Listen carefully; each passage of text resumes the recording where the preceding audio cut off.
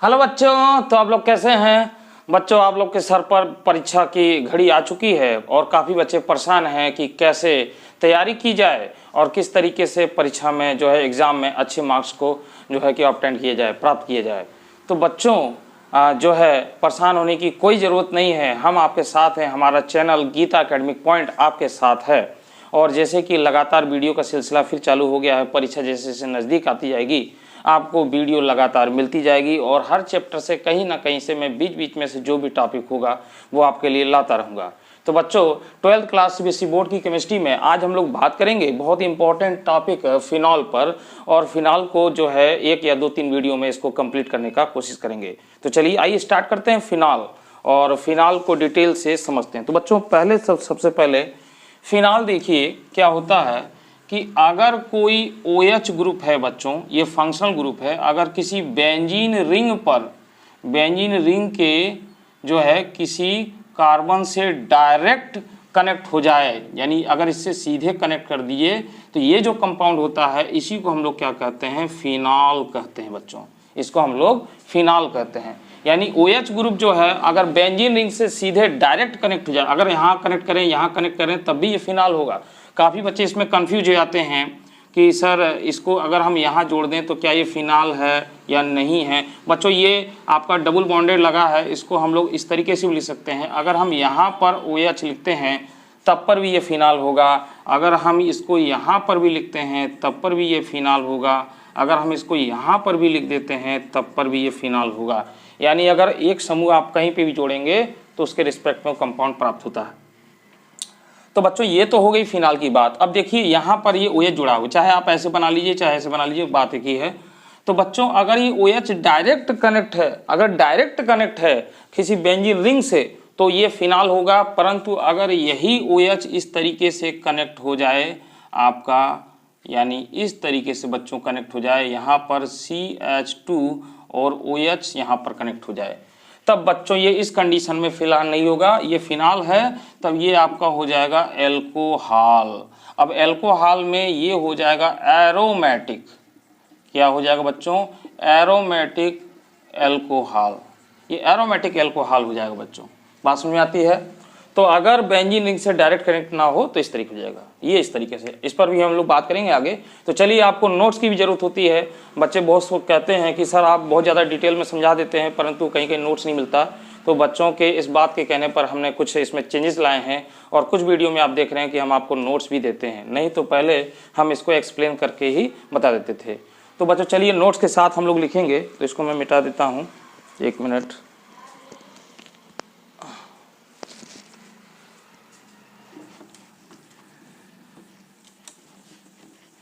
चलिए, तो notes complete आपको मिलेगा बच्चों।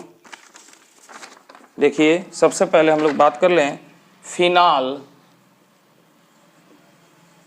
Phenol are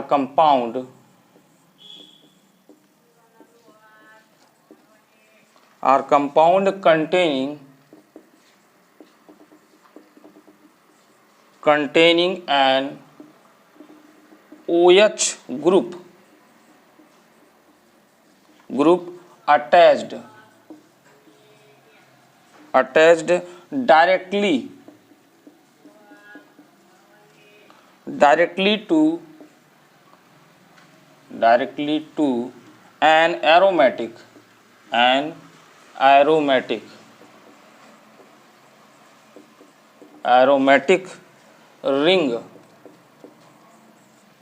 ring phenol are usually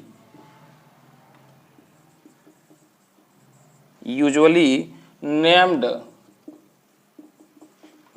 by common system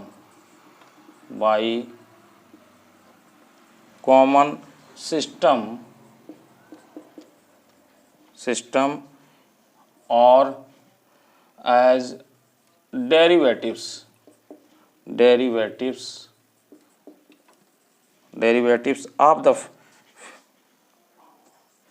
of parent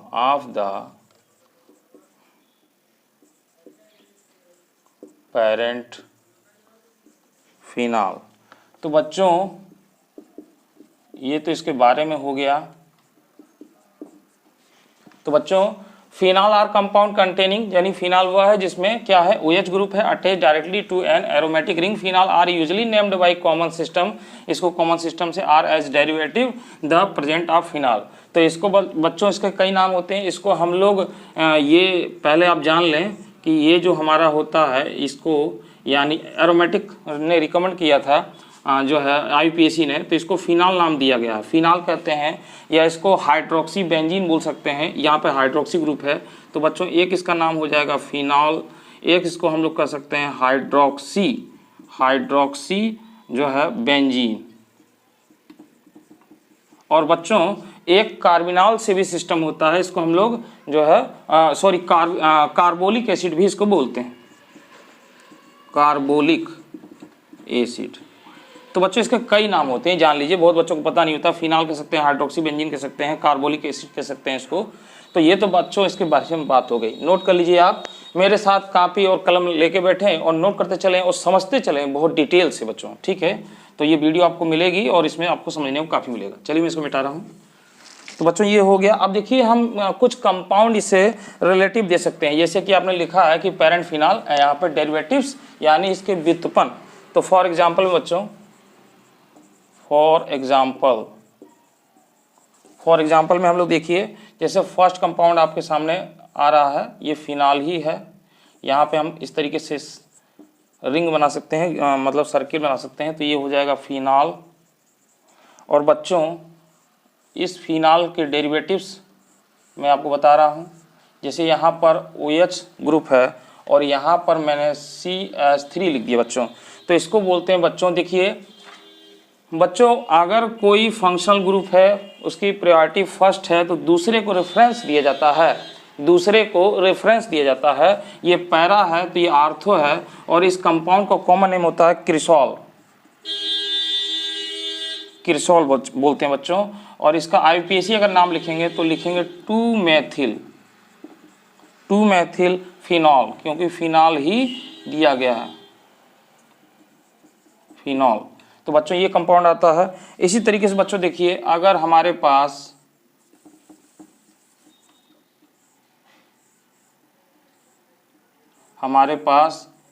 अगर 2 OH कनेक्ट हो जाए बच्चों, 2 OH हमारे पास कनेक्ट हो जाए इस तरीके से, तो बच्चों ये डेरिवेटिव्स में ये जो कंपाउंड आएगा इसको बोलते हैं केटीचोल, ये इसका कॉमन नेम है बच्चों, ठीक है। यहाँ पर या फिर इसको हम लोग कह सकते हैं जो है कि यहाँ पे देखिए 1,2 डाइहाइड्रोक्सी बेंजीन, इसको बोल सकते हैं बच्चों, ठीक है, ये बोल सकते हैं, या इसका कॉमन नेम इस्तेमाल करें। कॉमन नेम बहुत इंपॉर्टेंट होता है बच्चों। अब बच्चों यहाँ पे देखिए, ये आर्थो पर मैंने जोड़ा है, अगर इसी को यहाँ पर मेटा पर कनेक्ट कर दें, तो बच्चों देखिए क्या मिलेगा, इस तरीके से एक यहाँ पर और एक यहाँ पर। तो बच्चों ये कंपाउंड अब ये चेंज हो जाएगा और इसका नाम हो जाएगा रिसोर्सिनॉल, इसका नाम हो जाएगा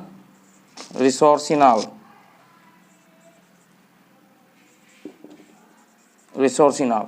अब बच्चों इसी तरीके से देखिए, ये यहाँ पर है, अगर इस तरीके से, ये तो आपका फिनाल है, अगर बच्चों में यहाँ पर जो है एक और जोड़ दूं, यानी पैरा पर हो गया। देखिए पहले ये है पैरा आर्थो, फिर ये है पैरा मेटा, और ये पैरा हो गया। तो बच्चों ये आपका हो जाएगा क्यूनॉल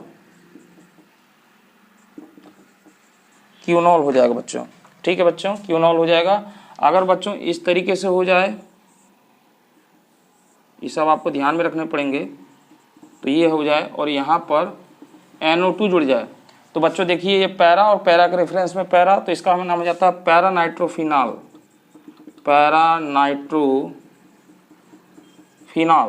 ठीक है बच्चों।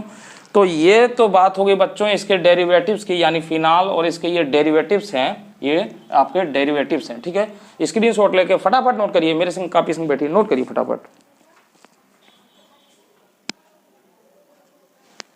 हाँ बच्चों, तो नोट कर लिया होगा, मैं मिटाता हूँ यहाँ पर, फिर हम लोग आगे चलते हैं।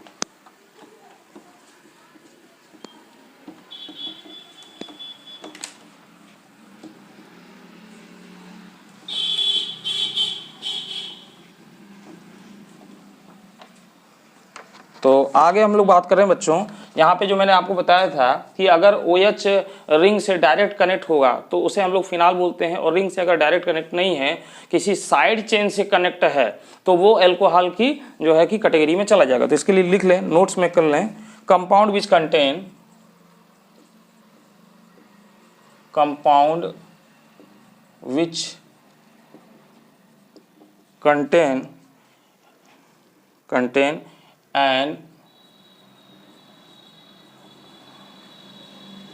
an OH group in a side chain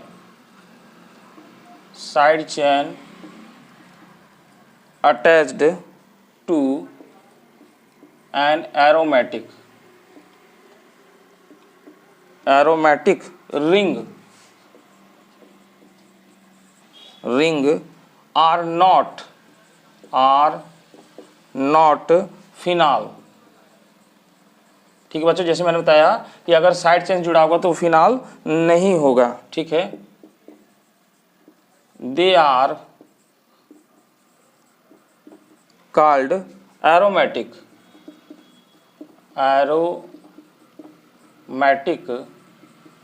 alcohol. तो बच्चों ये आपका एरोमेटिक एल्कोहल हो जाएगा। अब नाम देख लेते हैं।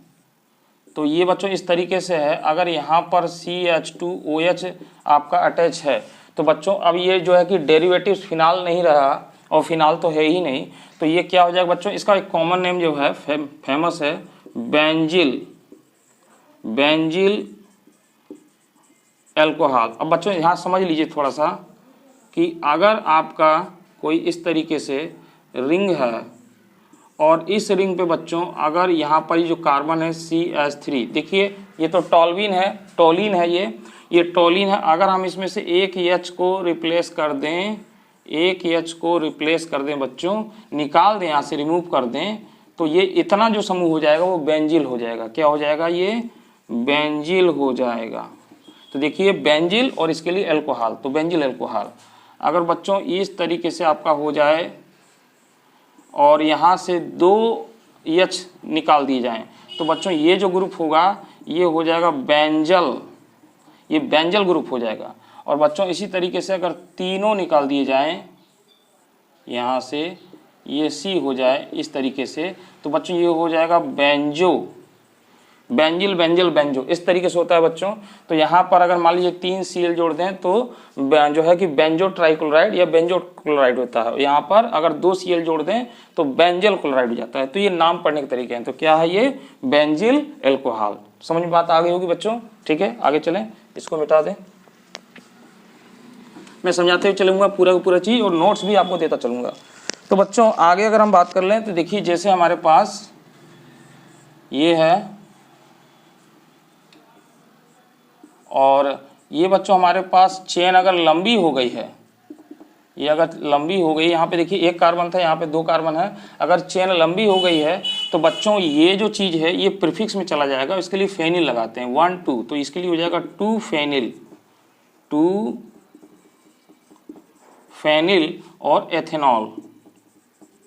एल्कोहल ही है मगर इसका नाम इस तरीके से लिखा जाएगा। चेन लंबी हो गई तो इसको हम लोग फेनिल कर लेंगे। ठीक है बच्चों, तो नोट कर लीजिए इसको भी बच्चों, इसको नोट कर लीजिए 1 2 3। ओके, चलिए अब बच्चों हम लोग बात करेंगे फिनॉल की प्रिपरेशन पर बात करेंगे कि फिनॉल को जो है कितने मेथड यानी उसके कितने तरीके से उसको बनाया जाएगा। ठीक है, बहुत इंपॉर्टेंट है, ये आपकी परीक्षा में आते हैं फिनॉल की रिएक्शन। ठीक है, तो हम लोग बात करने जा रहे हैं प्रिपरेशन पर। तो हेडिंग लगा लीजिए प्रिपरेशन।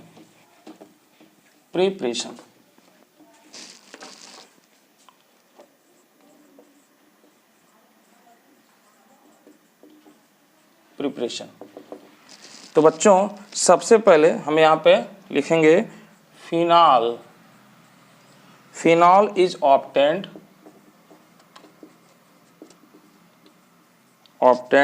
बाई द फॉलोइंग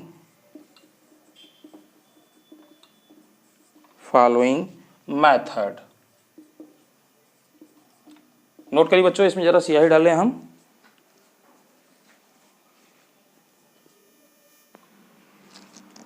हाँ बच्चों, तो मेथड तो लिखेंगे इसमें, देखिए this involve the hydrolysis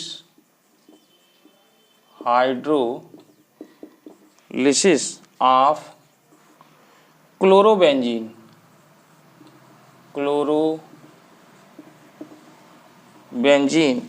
with aqueous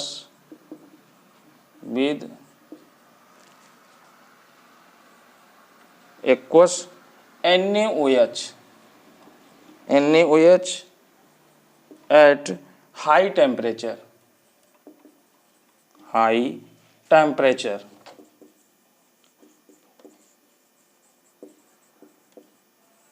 and pressure भी लेते हैं, प्रेशर followed by treatment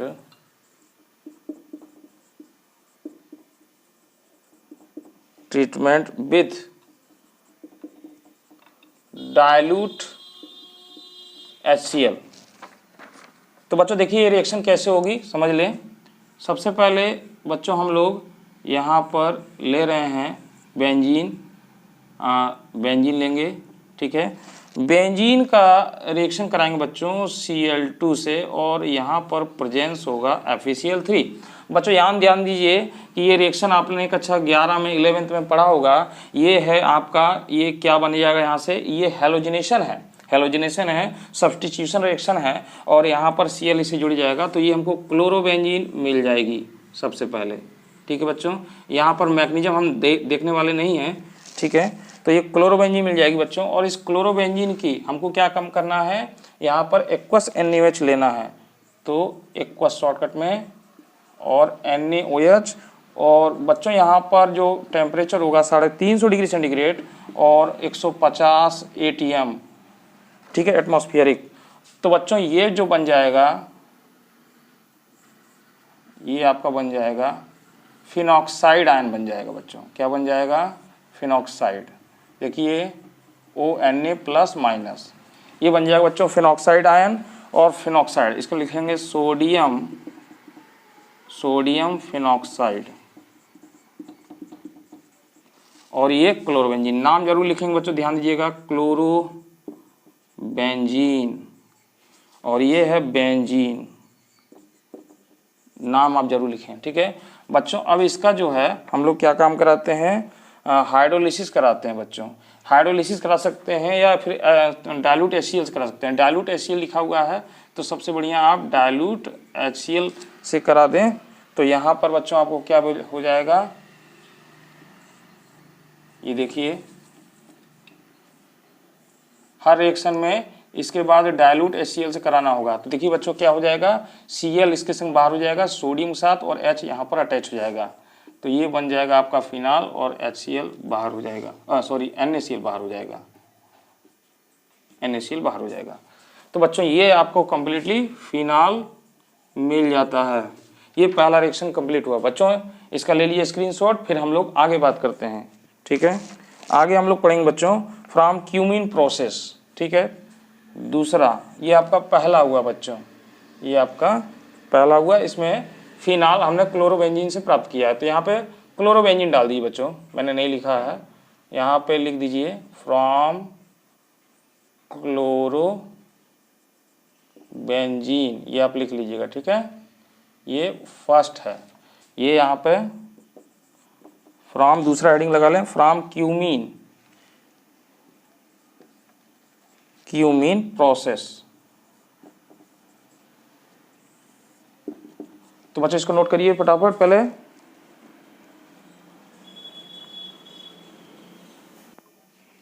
हाँ बच्चों, तो ये देखिए दूसरा प्रोसेस होता है from cumene process, this involve air oxidation. तो बच्चों ये वायु के द्वारा इसका ऑक्सीकरण किया जाता है ऑफ क्यूमीन। बच्चों क्यूमीन क्या है, क्यूमीन जो है आइसोप्रोपिल बेंजीन है। समझ लेते हैं बच्चों, यहाँ पे देखिए समझ लेते हैं CH3CH और ये है CH3।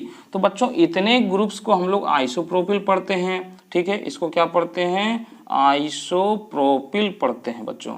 अब इस ग्रुप के ऊपर बच्चों जो भी हम जोड़ दें तो उसके नाम से ही बन जाएगा। तो अगर हम बेंजीन के ऊपर इसको जोड़ दें तो आइसोप्रोपिल बेंजीन हो जाता है, और इसी को हम लोग क्या बोलते हैं, क्यूमीन बोलते हैं बच्चों कॉमन में, ठीक है। तो इससे हमको बनाना है।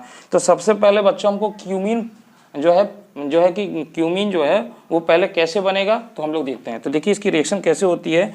बेंजीन लेते हैं, बेंजीन हमारे पास है, तो बच्चों ये बेंजीन हो गया, और इसकी क्रिया बच्चों जो है हम लोग लेते हैं propylene CH3 CH double bond CH2, और बच्चों यहाँ पर एक एसिड का प्रयोग किया जाता है H3PO4। देखिए ध्यान दीजिए।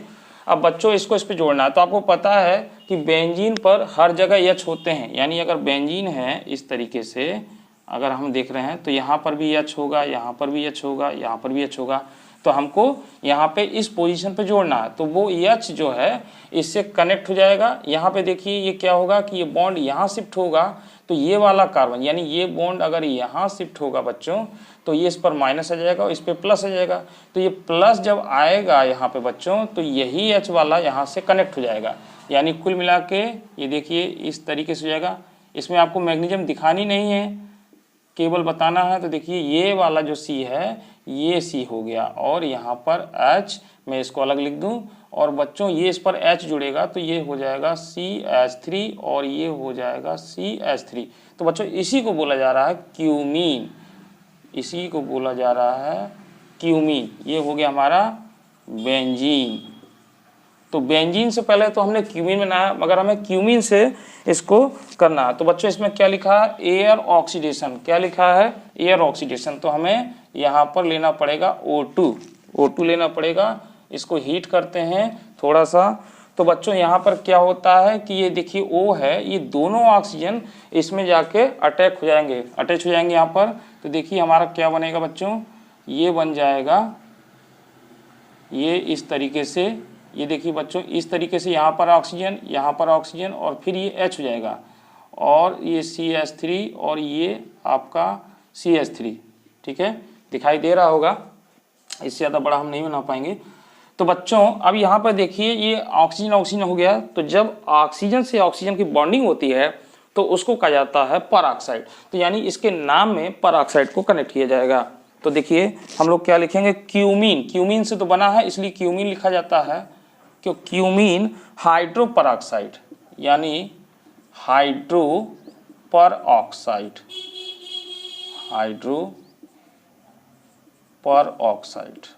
परऑक्साइड। तो बच्चों हाइड्रोस के लिए, क्यूमीन पूरे के लिए है, और परऑक्साइड ये आपका परऑक्साइड हो गया। अब बच्चों देखिए यहाँ पर आगे प्रोसेस चलेगा इसका। तो आगे बच्चों यहाँ पर हम इसका हाइड्रोलाइज करवा देंगे इससे। तो बच्चों देखिए यहाँ पर होगा क्या कि यहाँ पर ये बॉन्ड यहाँ इधर शिफ्ट होगा, और जो है ये डबल बॉन्ड कनेक्टेड हो जाएगा। तो यानी हमारा क्या बन जाएगा बच्चों, ये देखिए। तो यहाँ से बच्चों ये पूरा पोर्शन आप समझिए कि यहाँ से ये कटने वाला, ऐसे समझ सकते हैं। देखिए समझना है आपको, मैग्नीशियम हम नहीं देख रहे हैं। तो बच्चों यहाँ से पोर्शन कटेगा और ये OH इस बेंजीन रिंग पर आ जाएगा, इस पर आ जाएगा, ऐसे समझ लीजिए आप, ठीक है। और बच्चों ये आपको क्या प्राप्त हो जाएगा, देखिए आपको दिखाई दे रहा होगा CH3 और डबल बॉन्ड इस पर होगा, तो ये हो जाएगा O और CH3। तो देखिए ये तो आपको फिनाल प्राप्त हुआ, और ये आपको क्या प्राप्त हुआ बच्चों, एसीटोन मिल गया। हमें तो ये लेना है ना, तो हमें इस तरीके से होता है फिनाल्स प्राप्त। बच्चों बहुत इंपॉर्टेंट रिएक्शन है ये, बहुत इंपॉर्टेंट है, ठीक है, इसको नोट कर लीजिए। और हाँ बच्चों इसमें कुछ एक लाइन आपको बता दें जानकारी के लिए, this process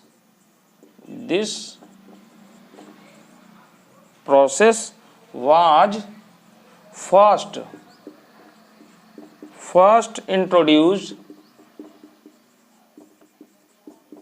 introduced in 1928 by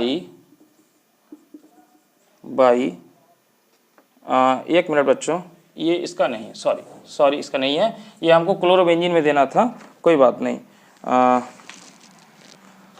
ये इसका हो गया। बच्चों एक चीज़ यहाँ पे छूट गई है, उसको नोट कर लीजिए, मैं बोल दे रहा हूँ उसे। जो क्लोरोबेंजीन बनाया गया है, और क्लोरोबेंजीन जो आपने पहला प्रोसेस देखा उसको डाउ प्रोसेस कहते हैं, उसको डाउ प्रोसेस कहते हैं। अपने नोट में नोट कर लीजिएगा, डाउ प्रोसेस, ये छूट गया है। तो डाउ प्रोसेस क्यों कहते हैं? क्योंकि डाउ कंपनी है, डाउ केमिकल कंपनी है, इन्होंने 1928 में, जो अभी मैं लिख रहा था वो उसी के लिए था, सॉरी, 1928 में 1928 में जो है कि डाउ केमिकल कंपनी है वाई यूएसए, इसके द्वारा इसका निर्माण किया गया था जो है क्लोरोबेंजीन द्वारा। तो क्लोरोबेंजीन से जो हमने बनाया है क्लोरोबेंजीन, इससे जो बनाया इसी को हम लोग डाउ प्रोसेस कहते हैं, और इसीलिए इसका नाम होता है डाउ प्रोसेस। ठीक है, तो इसको उसमें ऐड कर लीजिएगा, आगे लिख लीजिएगा डाउ प्रोसेस। तो मैं इसको मिटा रहा हूँ, इसकी जरूरत नहीं है। चलिए, तो ये हो गया बच्चों आपका दूसरा हो गया, यानी फ्रॉम क्यूमिन प्रोसेस। अब हम लोग बात करेंगे तीसरे पर हम लोग बात करेंगे। ठीक है, तो तीसरा मेथड हम लोग बच्चों देखने वाले हैं, क्या देखने वाले हैं? From sulphonic acid, from sulphonic acid, इससे हम लोग देखने वाले हैं बच्चों। ठीक बच्चों, इससे हम लोग देखने वाले हैं, तो नोट कर लीजिए जो भी है।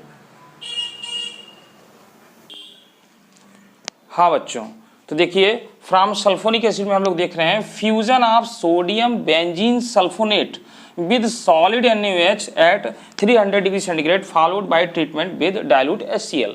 तो बच्चों इसमें क्या होता है कि सोडियम बेंजीन सल्फोनेट, इसका फ्यूजन किया जाता है, मतलब संकलित किया जाता है विद सॉलिड NaOH, यानी इसके संग इसको फ्यूज किया जाता है सॉलिड NaOH के संग, फॉलोड बाय ट्रीटमेंट विद, फिर जो बनता है, जो हमारे पास बनता है उसका डाइल्यूट HCl से क्रिया करा देते हैं। तो देखिए बच्चों इसको कैसे दिखाएंगे। तो सबसे पहले हमें लेना है, देखिए यहाँ पर बच्चों बेंजीन सल्फोनिक एसिड होता है आप, हाँ तो बच्चों बेंजीन सल्फोनिक एसिड जो है कि हम लोग कह रहे थे इसमें, तो देखिए बेंजीन सल्फोनिक एसिड क्या होता है आपका, इस तरीके से जो है बेंजीन, और इस पर बच्चों सल्फोनिक ग्रुप अगर हो जाए तो बेंजीन सल्फोनिक एसिड इसको बोला जाता है। अगर यहाँ पर हम सोडियम जोड़ दें H की जगह पर तो ये उसका साल्ट प्राप्त होता है। तो देखिए इससे ये बनेगा, तो यानी इसका रिएक्शन हम लोग देखें तो इसका रिएक्शन इस तरीके से, ये हमारे पास बेंजीन, और बच्चों यहाँ पर SO3Na, ठीक है Na, तो बच्चों इसका नाम होता है sodium benzene sulfonate, sodium benzene sulfonate. तो बच्चों इसकी क्रिया हम लोग करा देंगे NaOH से। ठीक है, यहाँ पर 2 मोल लेंगे और 300 डिग्री सेंटीग्रेड टेम्परेचर होगा, इसको बच्चों फ्यूज किया जाता है इसके साथ। तो बच्चों यहाँ पे देखिए इसके 2 मोल लिए गए हैं, जैसे कि मैं आपको समझा दूँ रिएक्शन को, तो NaOH और NaOH। तो बच्चों इतना पार्ट जो है आप इस पर जोड़ देंगे, इस पूरे पर। ठीक है, देखिए कितनी आसानी से इसको समझ पा रहे हैं, ऐसे इस पूरे पार्ट को, यानी इस H को अलग रख दीजिए बच्चों, ऐसे इस पूरे पार्ट को ऐसे जोड़ दीजिए आप ONA, तो ये बच्चों बन जाएगा सोडियम फिनॉक्साइड। देखिए सोडियम फिनॉक्साइड, ठीक 2 मोल लिए थे। अब बच्चों इसका जो H है ये H2O, तो H2O आप बाहर कर लीजिए। अब बच्चों आपके पास क्या बचा है, सोडियम Na, तो बच्चों यहाँ पे लगा देंगे तो ये हो जाएगा Na2SO3, sodium bisulphide, sodium sulphide, तो Na2SO3 बाहर हो जाएगा बच्चों। तो इस तरीके से ये रिएक्शन हमारा कंप्लीट होता है। तो इस सोडियम फिनॉक्साइड, ये रिएक्शन कंप्लीट नहीं हुआ बच्चों, मतलब ये हुआ, तो सोडियम फिनॉक्साइड प्राप्त हो गया। अब इसका रिएक्शन आपको कराना है, किससे कराना है, डाइल्यूट HCl से, ये मैंने आपको बता रखा है, सोडियम फिनॉक्साइड, इसकी रिएक्शन करानी है डाइल्यूट HCl से। तो बच्चों इसका कराएंगे तो आपको मिल जाएगा फिनॉल, इसका आपको कराएंगे तो फिनॉल मिल जाएगा, NaCl बाहर हो जाएगा। तो देखिए इस मेथड से भी आप करा सकते हैं, फ्रॉम सल्फोनिक एसिड से फिनॉल ऑब्टेंड कर सकते हैं बच्चों। ठीक है बच्चों, तो बच्चों इसको नोट कर लीजिए। अगला मेथड हम लोग पढ़ते हैं फिनोलिक एसिड से। ठीक है, फिनोलिक एसिड से, तो इसको नोट कर लीजिए। हाँ बच्चों, तो देखिए फ्रॉम फिनोलिक एसिड। अगला हम लोग देख रहे हैं मेथड। तो बच्चों इसमें देखिए सबसे फिनोलिक एसिड क्या होता है कि अगर फिनॉल में कोई इस तरीके से एसिड समूह अगर अटैच है, यानी ये OH है बच्चों, और यहाँ पे अगर हम COO जोड़ देते हैं तो इसको सैलिसिलिक एसिड कहा जाता है। ठीक है बच्चों, सैलिसिलिक एसिड। और एसिड का अगर किसी बेस से अगर करा देंगे तो क्या मिलेगा, सॉल्ट। तो अगर हम यहाँ पर सोडियम जोड़ देंगे तो यही हो जाएगा सोडियम सैलिसिलेट। तो बच्चों इसी से हमको प्राप्त करना है। ठीक है, तो बच्चों देखिए यहाँ पर ये हम लोग ले रहे हैं सोडियम सैलिसिलेट इस तरीके से COONA। ठीक है बच्चों, और ये आपका क्या है यहाँ पर OH, यानी ये इसके कहने का मतलब ये बच्चों ये डेरिवेटिव्स फिनाल से प्राप्त कर रहे हैं मतलब यहाँ पर। ठीक है, तो बच्चों इसकी क्रिया हम लोग ये NaOH और बच्चों यहाँ पर देखिए CaO और इसको थोड़ा सा हीट करेंगे। तो बच्चों NaOH और CaO जो इसका मिश्रण होता है उसी को कहते हैं सोडा लाइम, यानी NaOH और प्लस CaO इसी को हम लोग सोडा लाइम कहते हैं, सोडा लाइम। तो बच्चों इसको सोडा लाइम्स किया। और बच्चों सोडा लाइम की क्रिया जब कराई जा रही है किसी सोडियम साल्ट से तो वहाँ पर जो एक होता है बच्चों इसको बोलते हैं, यहाँ पे देखिए सैलिसिलेट सोडा लाइम। तो बच्चों इसमें एक प्रोसेस होता है जिसको कहते हैं डीकार्बोक्सिलेशन। डीकार्बोक्सिलेशन ये क्रिया हो रही है, डीकार्बोक्सिलेशन। तो डीकार्बोक्सिलेशन का मतलब बच्चों होता है कि इसमें CO2 यानी CO2 जो निकलती है वो अन्य फॉर्म में निकलती है। CO2 जो है रिमूव होगी, वो किसी अन्य फॉर्म में रिमूव होगी। तो देखिए क्या है, तो यहाँ पर बच्चों हम लोग क्या करते हैं कि देखिए ये 2 NaOH है ये इस तरीके से। तो बच्चों यहाँ पे देखिए ये पूरा का पूरा आप उठा करके यहाँ जोड़ दीजिए। ठीक है, ये उठा करके पूरा पूरा जोड़ दीजिए तो ये हो जाएगा सोडियम फिनॉक्साइड। अब बच्चों देखिए यहाँ से ये जल भी निकाल दीजिए और बच्चों यहाँ पर आपका देखिए ये क्या हो जाएगा Na2 और C और यहाँ पर बच्चों ये आपका इसमें से O जो है आपका मिल जाएगा। ठीक है, तो यहाँ पर ये O है, ये सोडियम यहाँ पर ये जुड़ गया है बच्चों। ठीक है, ये Na जाके यहाँ पे जुड़ गया है और ये पूरा पूरा आपके पास रहेगा। ये नहीं जोड़ना है, सॉरी, ये यहाँ पे देखिए Na ये वाला ऐड हो जाएगा और NaO और यहाँ पे मिला देंगे तो इसको मिलाएंगे तो क्या बन जाएगा Na2CO3। Na2CO3। तो बच्चों ये इस तरीके से आपका बन जाता है Na2CO3 सोडियम कार्बोनेट। और ये सोडियम फिनॉक्साइड है, ये क्या है सोडियम फिनॉक्साइड। ठीक है बच्चों, तो बच्चों ये डीकार्बोक्सिलेशन अभिक्रिया होती है, जैसे आपने पढ़ा है कक्षा 10 में 11 में पढ़ा है जो है कि मेथेन बनाने की लेबोरेटरी मेथड। तो मेथेन बनाते हैं तो कैसे बनाते हैं बच्चों हम लोग CH3COONA सोडियम क्या है सोडियम एसीटेट है और इसकी क्रिया हम लोग NaOH और यहाँ पर CaO लेते हैं और इसको हीट करते हैं। तो यहाँ से बच्चों ये क्या हो जाता है, ये इतना पोर्शन रिमूव हो जाता है और ये H इसके संग मिल जाता है और CH4 बन जाता है और ये क्या बन जाता है Na2CO3 बन जाता है, Na2CO3 बन जाता है। तो बच्चों इस प्रोसेस को हम लोग बोलते हैं डीकार्बोक्सिलेशन, यानी जो प्रोसेस होता है डीकार्बोक्सिलेशन कि बच्चों इसमें से जो CO2 है वो इस फॉर्म में बाहर हो गया है। तो इसमें भी डीकार्बोक्सिलेशन की प्रोसेस लगाई जा रही है बच्चों। अब बच्चों ये हमारे पास जो ये प्राप्त हुआ है इसका क्रिया हम लोग किससे करा देंगे, HCl करा देंगे। तो ये हम इसकी क्रिया HCl से करा देंगे। तो देखिए बच्चों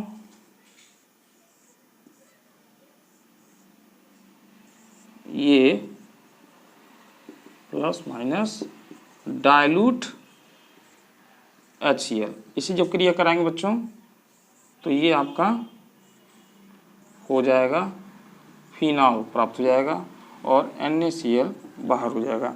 NaCl बाहर हो गया, ये इस पे जुड़ गया बच्चों, तो ये आपको फिनॉल मिल गया। स्क्रीनशॉट ले लीजिए बच्चों, ये 1 2 3 ओके। तो बच्चों इस तरीके से आज आपने देखा फिनाल, और फिनाल में आपने देखा फिनाल के बारे में जाना तथा इसकी प्रिपरेशन देखी। अभी इसमें बहुत कुछ बाकी है, जैसे एसिडिटी ऑफ फिनाल जो कि बहुत ही महत्वपूर्ण है। इससे भी कुछ रीजनिंग प्रश्न आते हैं कि इसकी फिनाल की एसिडिटी अधिक क्यों है, इसकी कम क्यों है, किस कारण से है। ठीक है बच्चों, तो ये चैप्टर बहुत इंपॉर्टेंट है। इसी तरीके से और भी चैप्टर पे हम लोग बात करेंगे। तो फिलहाल बच्चों ये वीडियो आपको कैसा लग रहा है, सारे रिएक्शन समझ में आ रहे हैं, अच्छे समझ में आ रहे हैं बच्चों? तो प्लीज़ इसको लाइक करिए, शेयर करिए, कमेंट्स करिए और कमेंट्स करके हमको ये बताइए कि आपको ये वीडियो कितना समझ में आ रहा है, ताकि हम इस पर और आगे वीडियो आपको देते हैं। तो सभी वीडियो मिलती रहेगी बच्चों, ठीक है। हर चैप्टर से आपको वीडियो मिलेगी और हर चैप्टर से वीडियो उसमें जो है आपको नोट्स भी मिलेगा, ठीक है। तो बच्चों आज की वीडियो में इतना ही, अगली वीडियो तक मुझे दीजिए इजाजत, ठीक है। धन्यवाद, थैंक यू।